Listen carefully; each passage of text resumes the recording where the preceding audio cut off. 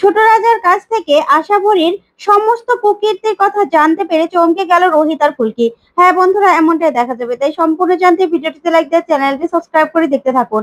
গল্পের শুরুতেই দেখা যাবে ইন্দ্র ওর বন্ধুর সঙ্গে কথা বলছিল। তখন ওর বন্ধুকে বলে, না রে, আজকে আমি যেতে পারবো না।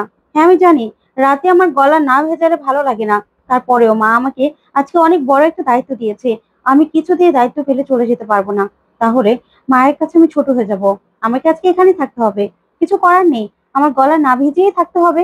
তখন ইন্দ্র ফোনটা রেখে দিলেই ওই দিক দিয়ে ফুলকি নাটক করতে করতে মোবাইল নিয়ে যেতে থাকে আর বলে, না না, ওরকম একটা কাস্টমার আজকে একজনও পেলাম না রে। এই কথাগুলো ইন্দ্রর সামনে এসে দাঁড়িয়ে দাঁড়িয়ে বলতে থাকে ফুলকি আর বলে, হ্যাঁ আসলে এরকম কাস্টমার পাওয়াটা তো দরকার, না হলে তো আমাদেরও লস হয়ে যাবে। তখনই ইন্দ্র এই কথা শুনে খুব খুশি হয়ে যায় আর বলে, এ দাঁড়াও। তখন ফুলকির পকেটে মদের বোতল দেখে ইন্দ্র খুব খুশি হয়ে বলে, এখনই আমাকে দাও, আমার দরকার, আর কত টাকা লাগবে সেটা বলো। তখন ফুলকি বলে, না না স্যার, এখান থেকে নিতে পারবেন না, এখানে সিসিটিভি ক্যামেরা আছে, তাহলে চাকরি নিয়ে টানাটানি পড়ে যাবে, আপনি ওই দিকটাতে আসুন। তখন ইন্দ্র খুব খুশি হয়। তারপরে ফুলকির কথা মতো ইন্দ্র আরেক পাশে চলে যায়। তখন ফুলকি বলে, স্যার একদম ঠিক জায়গায় এসেছেন, এখানে না ওই সিসিটিভি ক্যামেরার কোনো লাফড়া টাফড়া নেই, ভালোই হয়েছে। তখন ইন্দ্র বলে, যাক দাদু, কত টাকা লাগবে? তখন ফুলকি টাকাটা নিয়ে ইন্দ্রকে দিয়ে দেয় বোতলটা। তখন ইন্দ্র খেয়ে বলে, ব্যাস এবার শান্তি লাগছে। যাক, আমার ভালো লাগলো যে হসপিটালেও তোমরা এসবের ব্যবস্থা লিখেছো, খুব ভালো লাগলো। তখনই ফুলকি মনে মনে বলে, হ্যাঁ একটু পরেই বুঝতে পারবে কি ব্যবস্থা রেখেছি। তারপরে ইন্দ্র মদ খেতে খেতে সেখানে ঘুমিয়ে পড়ে। তারপরে ফুলকি ইন্দ্রকে জাগানোর অনেক চেষ্টা করে আর দেখে যে ইন্দ্র পুরোপুরি ঘুমিয়েছে কিনা। তখন ইন্দ্র পুরোপুরি ঘুমিয়ে গেলেই তখন ফুলকি রোহিতকে ডেকে নিয়ে আসে। তারপরে রোহিত ডক্টরের ছদ্মবেশে সেখানে আসে, এসে ইন্দ্রকে বারবার করে পরীক্ষা করে দেখে যে ইন্দ্র কি আসলে ঘুমিয়েছে কিনা। তারপর ফুলকি বলে, স্যার আপনার কি ফুলকি দাসের উপর ভরসা নেই? তখন রোহিত বলে, তারপরেও একদম পাকা মনে হয়, দেখতে হবে তো। তারপরে রোহিত ফুলকিকে বলে, আচ্ছা ঠিক আছে, যাও, তুমি এবার যাও, চেঞ্জ করে এসো। তখন ফুলকি সঙ্গে সঙ্গে গিয়ে নার্সের ছদ্মবেশ নিয়ে চলে আসে। তারপরে দেখা যাবে রোহিত আর ফুলকি ডক্টর আর নার্সের ছদ্মবেশ নিয়ে মাস্ক পরে সেই ছোট রাজা বাবুর কেবিনে যাবে। তখন গার্ডরা বলে, তোমরা তোমরা কারা? তখন রোহিত বলে, কেন, দেখে মনে হচ্ছে কি আমি হলাম ডাক্তার ইন্দ্রজিৎ আর ও হলো নার্স।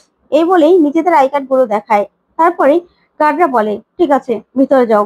তারপরে রোহিত আর ফুলকি ভিতরে চলে যায় আর গিয়ে দেখতে পায় যে ছোট রাজা বাবু ঘুমোচ্ছে, কিন্তু কোনো অক্সিজেন মাস্কও লাগানো নেই আর কোনো মেশিনও লাগানো নেই। তখন ফুলকি বলে, দেখেছেন স্যার, এখানে কোনো হার্ট অ্যাটাক হলে মিনিমাম অক্সিজেন মাস্কটা তো লাগানো থাকবে, তাই না? তার মানে আমরা একদম ঠিক সন্দেহ করেছিলাম, ওই ডিএনএ টেস্টটা হতে দেবে না বলেই এই সব কিছু পরিকল্পনা করা হয়েছে। দাঁড়ান, এখনই ছোট রাজাবাবুকে ডাকছি আমি। তখন রোহিত বলে, দাঁড়াও আমি ডাকছি। তখনই রোহিত ছোট রাজাবাবুকে ডেকে উঠায়। তখন ছোট রাজাবাবু ওদেরকে দেখে ভয় পেয়ে যায় আর বলে, তোমরা এখানে কি করছো? দাঁড়াও, ওদেরকে আমি ডাকছি। তোমরা কি করে ঢুকলে? তখন রোহিত বলে, স্যার স্যার আস্তে আস্তে কথা বলুন, আপনি যে আমাদেরকে ধরিয়ে দেবেন তাহলে কিন্তু আপনিও ফেসে যাবেন। এই যে আপনি মিথ্যে নাটক করে এখানে শুয়ে আছেন, আপনার তো কোনো হার্ট অ্যাটাক হয়নি, আর আপনার মুখে না লাগানো আছে অক্সিজেন মাস্ক, না কোনো মেশিন পত্র চলছে, তাহলে? তখনই ছোট রাজা বাবু চুপ হয়ে যায় আর বলে, কে বলেছে তোমাদের আমার হার্ট অ্যাটাক হয়নি? তখন ফুলকি বলে, কাকা বাবু, কেন আপনি মিথ্যে কথা বলছেন? আপনার আপনাকে আমি যতবার দেখেছি ততবার আমার মনে হয়েছে যে আপনি বুঝতে পেরেছেন যে এটাই আপনার দাদা, তারপরেও আপনি কেন চুপ করে আছেন বলুন? কেন চুপ করে আছেন? ওই আপনার বইয়ের ভয়ে? তখনই ছোট রাজাবাবু বলে, এসব তুমি কি বলছো ফুলকি? কেন বলছো এসব কথা? আমি আমার বইয়ের দলই আছি। তখন ফুলকি বলে, না কাকা বাবু, আমি জানি আপনি অনেক ভালো মানুষ, না হলে আপনি দুইবার আমাদেরকে কেন বাঁচিয়েছিলেন বলুন তো? তখন রোহিত বলে, ফুলকি কি বলছো তুমি? তখন ফুলকি বলে, হ্যাঁ স্যার, ওই যে চোরাবালিতে আমরা তলিয়ে যাচ্ছিলাম, তখন যে একটা রশি আসলো, সেটা কাকা বাবুই আমাদেরকে বাঁচিয়েছিল, কিন্তু আমি কাউকে বলিনি। তারপরে সেদিন যখন ওই যে মাইন বোমাগুলো ফিট করা ছিল, তখনও সেখান থেকেও কাকা বাবুই আমাদেরকে বাঁচিয়েছিল। কেন বাঁচিয়েছিলেন কাকা বাবু, কেন? তখনই এই কথা শুনে কাকা বাবু চুপ হয়ে যায়। তারপরে বলে, কি বলছো তুমি এসব ফুলকি? তখন ফুলকি বলে, হ্যাঁ কাকা বাবু, আপনি শরীরে যে গন্ধটা মাখেন না, সেই গন্ধটা সেই গন্ধটা কি করে আপনি লুকোবেন বলুন তো? আর আমার সেদিন পরে মনে হয়েছিল যে গুপ্ত রাস্তাটা আপনি ইচ্ছে করে আমাদেরকে দেখিয়েছিলেন, তাই তো? তখন ছোট রাজা বাবু বলে, না এসব মিথ্যে। তখন ফুলকি বলে, না কাকা বাবু, এসব মিথ্যে নয়, কিন্তু আপনি আপনি কেন এসব করছেন কাকা বাবু? কার ভয়ে? কার ভয়ে আপনি সত্যিটা বলতে পারছেন না? কেন বলতে পারছেন না যে উনি আপনার দাদা? কেন বলতে পারছেন না? তখনই ছোট রাজা বাবু চিৎকার করে বলে ফুলকি ভয়ে, কারণ আমাকে সব সময় ব্ল্যাকমেল করা হচ্ছে। তখন রোহিত ফুলকি বলে কি বলছেন কাকা বাবু? তখনই ছোট রাজা বাবু বলে হ্যাঁ ফুলকি, আসলে 24 বছর আগে যখন দাদার অ্যাক্সিডেন্ট হয় তখন আমি আশাবরীকে একজনের সঙ্গে কথা বলতে শুনেছিলাম যে বড় তরফের এক এক করে সবাই শেষ হয়ে গেছে। তখনই আমি আশাবরীকে জিজ্ঞাসা করেছিলাম, তখন আশাবরী কোনোভাবে কথা কাটিয়ে নেয়। তারপরে আমাদের যে রান্না করতো মিহির, সে হঠাৎ করেই এমন বাজে রান্না করা শুরু করলো, কি বলবো। তখন মিহিরের উপর রেগে গিয়ে একদিন আমি একটা থাপ্পড় মারি। তখন মিহির সঙ্গে সঙ্গে পড়ে যায়, সে আর ওঠে না। তখন আশাবরী এসে বলে যে কি হয়েছে মিহিরের? তখন আমি বলি রাগের মাথায় ওকে একটা চড় মেরে দিয়েছি। তখনই আশাবরী ডক্টর ডেকে আনলেই ডক্টর যা বললো বিশ্বাস করবে না, তা শুনে আমি পুরো হতভম্ব হয়ে গেলাম। ডক্টর এসে বলল যে মিহির মারা গেছে। তারপর থেকেই তারপর থেকেই আমি ব্ল্যাকমেল হচ্ছে, কারণ সেখান থেকে এমএলএ হওয়ার সুবাদে আশাবরী আমাকে বাঁচিয়েছিল। কারণ আমি জেলে যাওয়ার কথা ভাবতেও পারি না আমি। তখন আশাবরী বাঁচানোর পরেই তারপর থেকে আমি কোনো কিছু আর বলতে পারিনি। কিন্তু আমি নিজে থেকে দাদাকে খোঁজার অনেক চেষ্টা করেছিলাম, অনেক। কিন্তু যখনই আশাবরীকে কিছু বলতে গেছি তখনই আশাবরী বলেছে যে মার্ডার কেস কখনো ধামাচাপা হয় না, সেটা কিন্তু যখন তখন চালু করে দেয়া যায়। এই ভয়ে, শুধুমাত্র এই ভয়ে আমি আশাবরীর বিরুদ্ধে কিচ্ছু বলতে পারি না ফুলকি, কিচ্ছু না।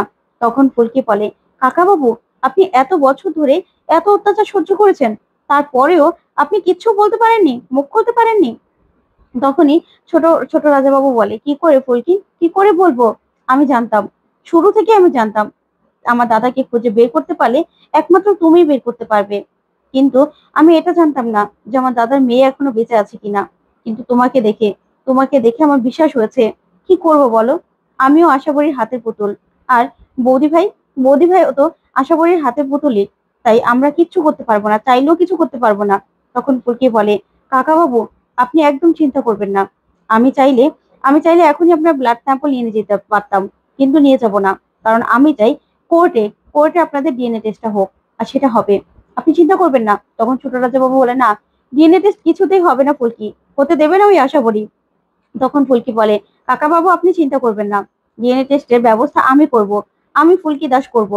এখন থেকে আপনার আর কোনো ভয় নেই ওই আশাবরী চৌধুরীর। এবার মুখোশ আমি সবার সামনে খুলবই, আমার বাবাকে তো আমি সবার সামনে সবটা প্রমাণ করবই। তখনই দেখা যাবে আশাবরী সেখানে চলে আসে। আর ইন্দ্রকে এসে ঘুমন্ত দেখে আশাবরী খুব রেগে যায় আর বলে ইন্দ্র ওঠো। তখন ইন্দ্রর হাতে মদের বোতল দেখে বলে কাকে দিয়েছিলাম আমি রাজার পাট, ভাগ্যিস আমি এখানে এসেছি, না হলে তো কিছু জানতেই পারতাম না। সকালটা হোক, তারপরে ইন্দ্রকে আমি মজা বোঝাবো। কিন্তু আমি এখন কেবিনে গিয়ে দেখবো। এই বলে আশাবরী যেতে থাকে। ওইদিকে ফুলকি আর রোহিত কথা বলে কেবিন থেকে চলে আসে। তখনই রোহিত আশাবরীকে দেখে ফুলকিকে নিয়ে লুকিয়ে পড়ে। তখন আশাবরী সেখান থেকে চলে যায়। তারপর ফুলকি বলে স্যার, আপনার কি মনে হচ্ছে এবার? এবার আমি জিতবই। এবার আমার বাবাকে কিছুতেই আমি অধিকার থেকে একটু নড়তে দেব না। এবার আমি সবটা প্রমাণ করব যে এই রাজমহলের বড় রাজা হলো আমার বাবা প্রতাপ নারায়ণ চৌধুরী। আমি সবটা প্রমাণ করে দেবো স্যার, প্রমাণ করবই। আর ওই যে আশাবরী, ওনার তো আমি মুখোশ খুলবই। ম্যাডাম, বেশি দেরি নেই, আপনার মুখোশ আমি তাড়াতাড়ি খুলবো। তো বন্ধুরা, কেমন লাগলো আজকের আপডেট কমেন্ট করে জানাও। ধন্যবাদ।